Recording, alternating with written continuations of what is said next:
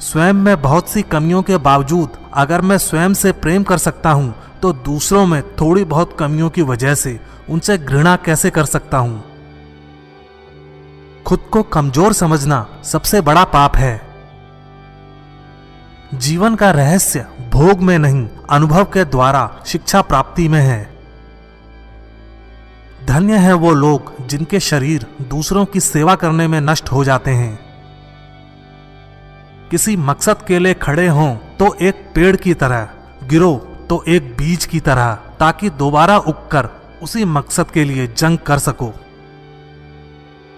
श्री रामकृष्ण कहा करते थे, जब तक मैं जीवित हूं तब तक मैं सीखता रहूंगा। वह व्यक्ति या समाज जिसके पास सीखने को कुछ नहीं है, वह पहले ही मौत के जबड़े में है। पवित्रता, धैर्य तथा प्रयत्न के द्वारा सारी बाधाएं दूर हो जाती हैं। इसमें कोई संदेह नहीं कि महान कार्य सभी धीरे धीरे होते हैं। हम जो बोते हैं वो काटते हैं। हम स्वयं अपने भाग्य के विधाता हैं। हवा बह रही है, वो जहाज जिनके पाल खुले हैं इससे टकराते हैं और अपनी दिशा में आगे बढ़ते हैं, पर जिनके पाल बंधे हैं हवा को नहीं पकड़ पाते। क्या यह हवा की गलती है? हम खुद अपना भाग्य बनाते हैं। विश्व में अधिकांश लोग इसलिए असफल हो जाते हैं क्योंकि उनमें समय पर साहस का संचार नहीं हो पाता। वो भयभीत हो उठते हैं। शक्ति जीवन है, निर्बलता मृत्यु है, विस्तार जीवन है, संकुचन मृत्यु है, प्रेम जीवन है, द्वेष मृत्यु है। सुख और दुख सिक्के के दो पहलू हैं। सुख जब मनुष्य के पास आता है तो दुख का मुकुट पहनकर आता है। सच्ची सफलता और आनंद का सबसे बड़ा रहस्य यह है, वह पुरुष या स्त्री जो बदले में कुछ नहीं मांगता, पूर्ण रूप से निस्वार्थ व्यक्ति सबसे सफल है।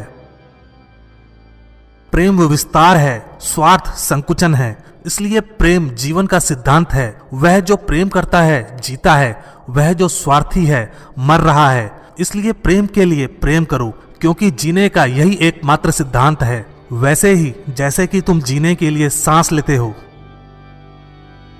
किसी चीज से डरो मत, तुम अद्भुत काम करोगे। यह निर्भयता ही है जो क्षण भर में परम आनंद लाती है। स्वतंत्र होने का साहस करो। जहां तक तुम्हारे विचार जाते हैं वहां तक जाने का साहस करो और उन्हें अपने जीवन में उतारने का साहस करो। आप फुटबॉल के जरिए स्वर्ग के ज्यादा निकट होंगे बजाय गीता का अध्ययन करने के। प्रसन्नता अनमोल खजाना है, छोटी छोटी बातों पर उसे लुटने ना दें। आदर्श, अनुशासन, मर्यादा, परिश्रम, ईमानदारी और उच्च मानवीय मूल्यों के बिना किसी का जीवन महान नहीं बन सकता। तुम्हें अंदर से बाहर की तरफ विकसित होना है।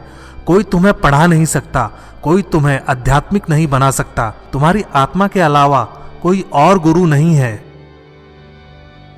भला हम भगवान को खोजने कहां जा सकते हैं अगर उसे अपने हृदय और हर एक जीवित प्राणी में नहीं देख सकते।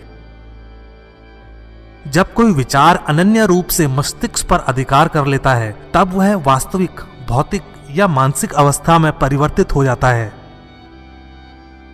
आज्ञा देने की क्षमता प्राप्त करने से पहले प्रत्येक व्यक्ति को आज्ञा का पालन करना सीखना चाहिए। जिस क्षण मैंने यह जान लिया था कि भगवान हर एक मानव शरीर रूपी मंदिर में विराजमान है, जिस क्षण मैं हर व्यक्ति के सामने श्रद्धा से खड़ा हो गया और उसके भीतर भगवान को देखने लगा, उसी क्षण मैं बंधनों से मुक्त हूं। हर वो चीज जो बांधती है नष्ट हो गई और मैं स्वतंत्र हूं। हमारा कर्तव्य है कि हम हर किसी को उसका उच्चतम आदर्श जीवन जीने के संघर्ष में प्रोत्साहित करें और साथ ही साथ उस आदर्श को सत्य के जितना निकट हो सके लाने का प्रयास करें। कामनाएं समुद्र की भांति अतृप्त हैं, पूर्ति का प्रयास करने पर उनका कोलाहल और बढ़ता है। यदि स्वयं में विश्वास करना और अधिक विस्तार से पढ़ाया और अभ्यास कराया गया होता तो मुझे यकीन है कि बुराइयों और दुखों का एक बहुत बड़ा हिस्सा गायब हो गया होता। भगवान की एक परम प्रिय के रूप में पूजा की जानी चाहिए, इस या अगले जीवन की सभी चीजों से बढ़कर। हम जितना ज्यादा बाहर जाएं और दूसरों का भला करें, हमारा हृदय उतना ही शुद्ध होगा और परमात्मा उसमें बसेंगे। इस दुनिया में सभी भेदभाव किसी स्तर के हैं, ना कि प्रकार के, क्योंकि एकता ही सभी चीजों का रहस्य है। जब तक आप खुद पे विश्वास नहीं करते, तब तक आप भगवान पे विश्वास नहीं कर सकते। उस व्यक्ति ने अमृतत्व प्राप्त कर लिया है जो किसी सांसारिक वस्तु से व्याकुल नहीं होता। एक शब्द में यह आदर्श है कि तुम परमात्मा हो।